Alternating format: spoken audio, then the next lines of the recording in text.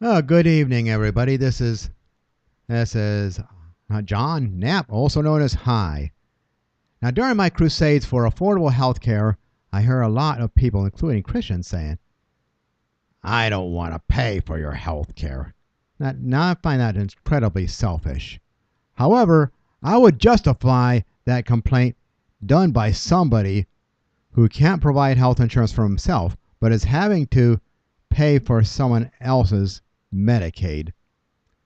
And no, I do not begrudge anybody to be resistant about taking care of someone else who can take care of themselves. But sticking someone else with our expenses is not the idea at all. No, I don't want you to pay for my care. No, I want to pay into a pool. Now it may be maybe I'm working and I'm paying into this pool, and you're working, you're paying into this pool, and then maybe you lost your job, and you need me to kind of cover your back for you during a time until you can be restored to having a job. In fact, I dare say we would already have had a whole lot less problem with the recession if HR 676 have already been implemented.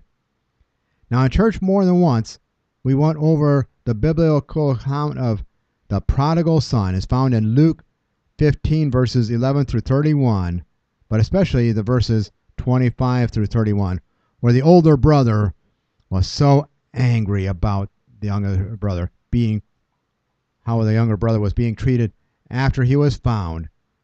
Now this reminds me. The older brother reminds me of the one who says, "I don't want to pay for your health care." And the father counseled him and said, "Everything I have is yours, but today your brother who was dead is alive, and your brother who was lost is found." Nobody expects you to pay for everybody so they don't have to. Yes, we are going to pay. There's going to be someone that gets a free ride, but that's happening today anyway. I mean, somebody that's not working will be getting a free ride under HR 676, but that happens anyway. So what's the big difference? And it also occurred to me, my response to those that say, "I don't want to pay for your health care," I don't want to pay for yours either. But there are things I far more don't want to pay. Now, I don't want to pay for the insurance companies to abuse the U.S. citizens and misuse what we paid them to protect us from debts caused by our medical conditions.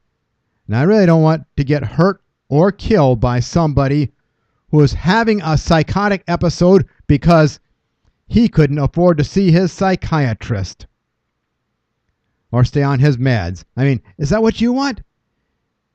Do you want that to happen to you because you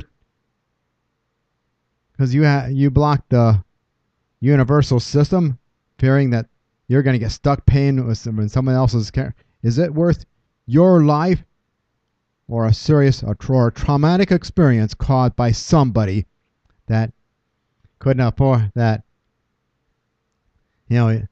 was mentally ill and couldn't afford to see his psychiatrist and couldn't afford to stay on his medication? Well, that's not what I want, and I don't think that's what you want either, if you would be totally honest with yourself about it. I don't want to pay them to lobby to keep their business in place. I don't want to pay them to research how they can legally get away with denying claims.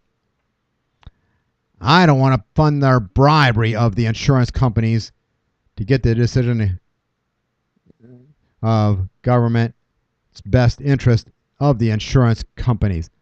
Now, I don't want to get a bioterroristic disease because somebody who contracted it couldn't see his doctor at the first sign of problem.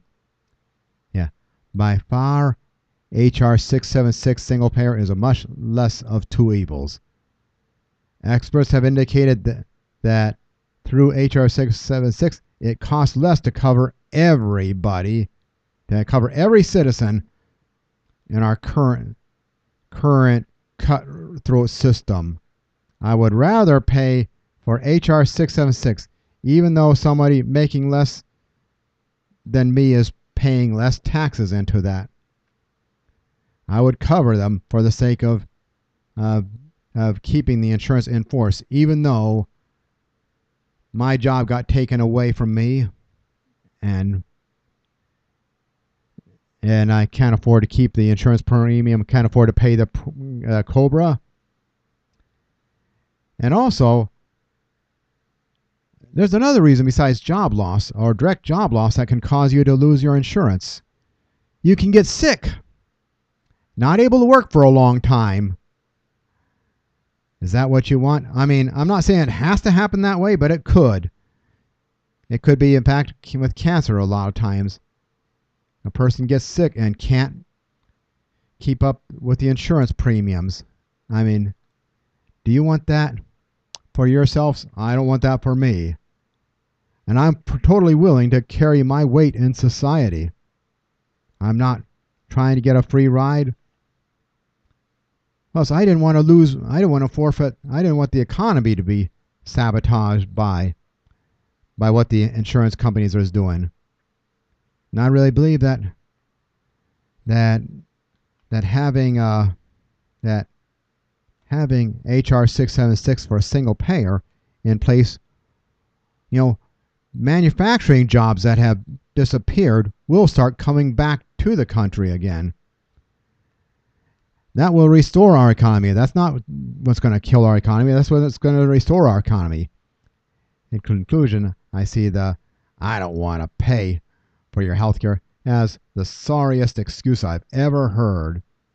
I mean, in fact, I see them as, blaming the police for the crime, they're blaming the fire department for the fire.